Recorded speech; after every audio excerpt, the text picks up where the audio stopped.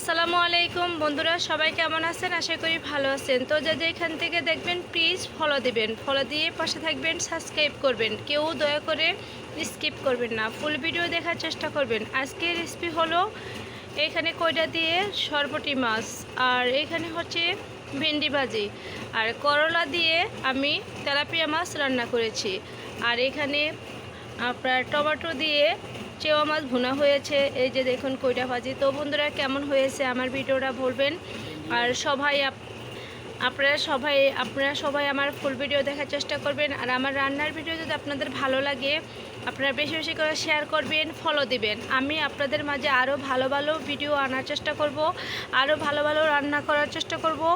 আপনারা শুধু দেখতে থাকুন। আর বন্ধুরা, যারা যেখান থেকে দেখছেন প্লিজ দয়া করে স্কিপ করবেন না, ফলো দিবেন।